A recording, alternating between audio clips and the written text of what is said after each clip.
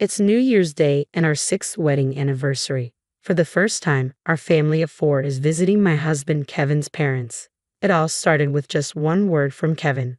I want to settle things. I want you to come with me.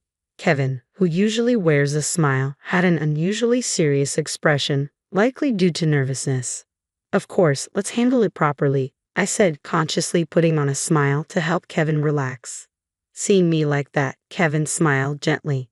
Kevin's nervousness about returning to his hometown stemmed from the fact that this wouldn't be the usual Christmas scene. Normally, we would exchange Christmas gifts, our children would receive many presents, and as a couple, we would give many gifts to our relatives' children.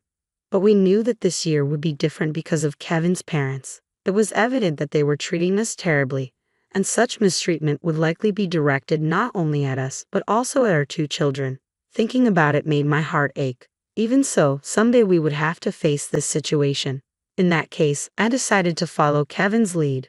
Kevin and I work as construction workers for the same company. I joined the company after graduating from middle school because I wanted to lessen the burden on my mom, who raised me and my two siblings by herself.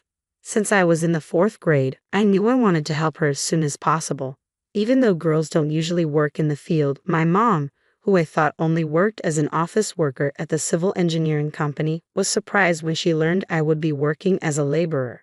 She widened her eyes and said, "Sitting still at a desk and working is impossible for me. Going outside is much more enjoyable." Despite her concerns, I argued with the CEO about working in the field because the salary was good.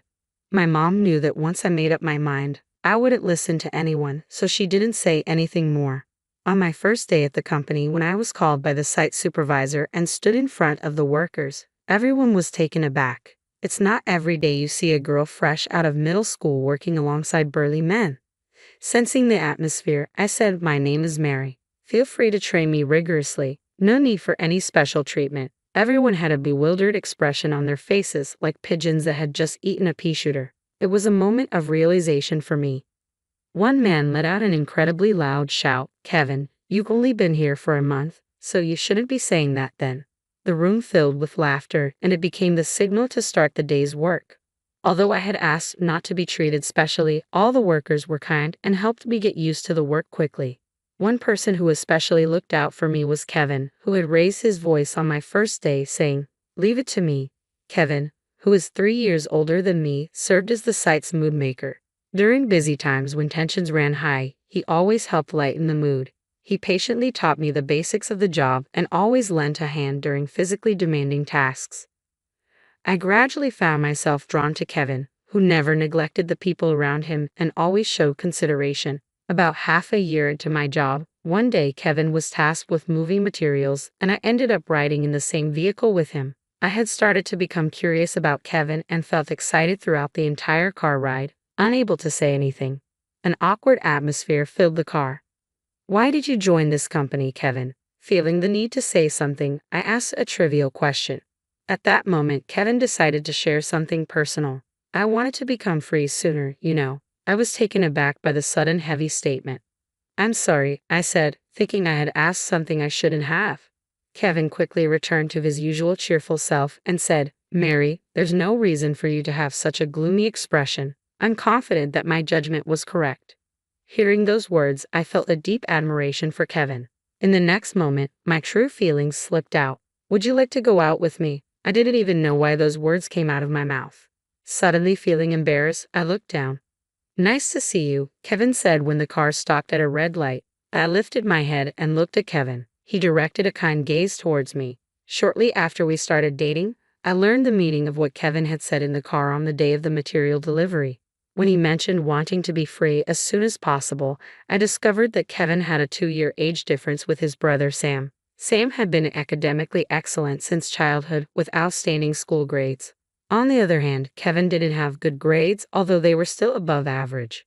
But his parents didn't accept that. Kevin explained that he always felt uncomfortable being compared to Sam. That alone was difficult enough. But Kevin's parents poured all their love into Sam. Sam went to one of the top public middle schools in the county, while Kevin attended the local public middle school. During that time, all of their parents' attention seemed to be focused on Sam, leaving Kevin without any communication or support. When Kevin entered high school, he began thinking about moving away from his parents once he graduated. The day after his high school graduation, Kevin left home without revealing his destination. "I'm leaving this house starting tomorrow," Kevin said during dinner. His mother simply replied, "Is that so?" while his father remained silent. Sam, Kevin's brother, wasn't there because he had entered an extremely competitive public university. "We got married when I was 20 and Kevin was 24. We invited my family, colleagues from work, and close friends to the wedding.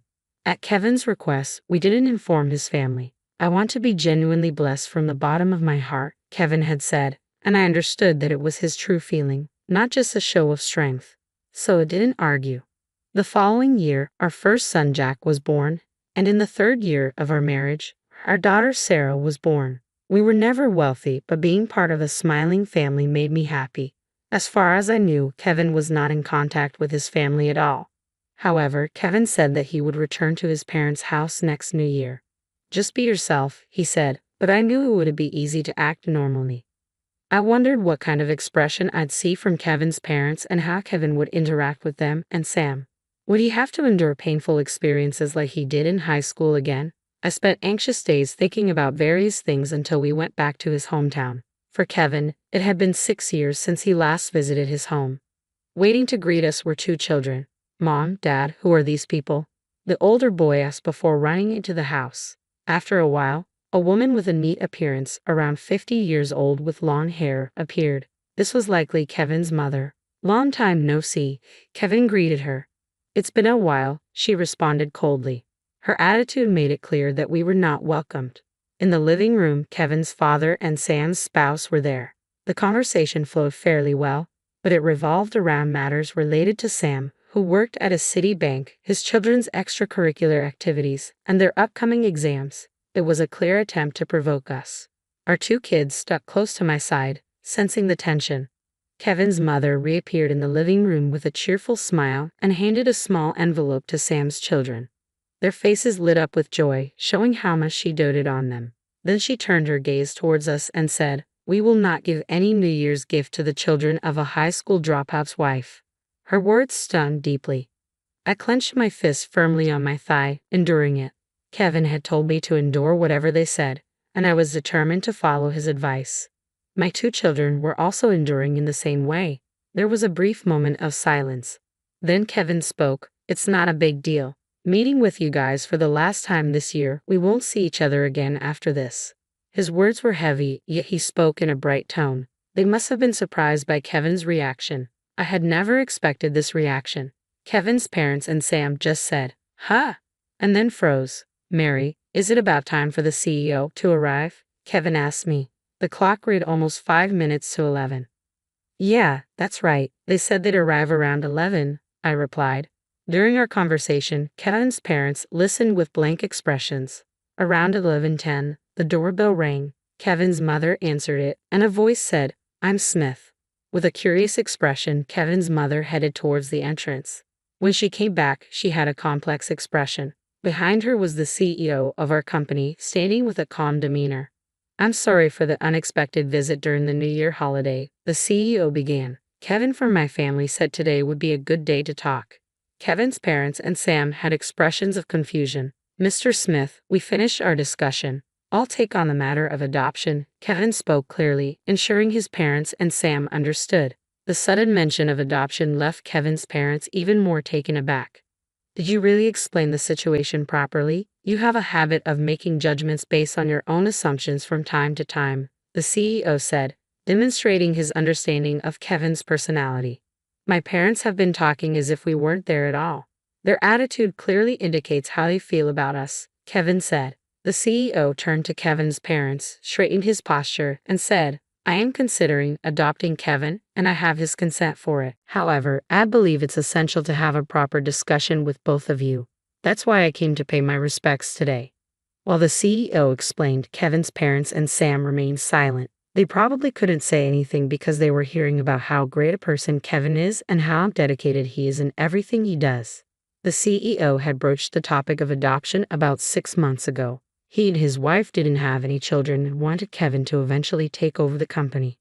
"I'm not cut out for that," Kevin initially declined, But the CEO smiled and said, "Can you really say something like that? Everyone except you supported the idea of adopting Kevin into the family." Upon hearing those words, Kevin broke down in tears. When I realized how many people truly saw and accepted him, I felt incredibly blessed. When the CEO told me about Kevin's adoption proposal, Kevin, sitting next to me, explained it with a hint of embarrassment.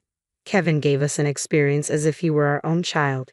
He fulfilled the dream of walking down the aisle with a bride's hand I thought would never be mine, the CEO said, looking at me. He was probably referring to how he went with me to Kevin's place instead of my father at our wedding. Even after the CEO's explanation about the adoption, Kevin's parents said nothing. "Goodbye," Kevin said, likely a final farewell to his parents and Sam. "I beg your pardon," the CEO added. We got up and headed to the front door. For some reason, everyone saw us off. Kevin's parents and Sam both had faces like they couldn't accept reality, as if they had been caught by a fox. "Wow, that's a cool car," Sam's children exclaimed in amazement as they saw the CEO's car. Our family got into the car, and I rolled down the window to give a nod. Kevin's parents and Sam's group had blank, ashen faces.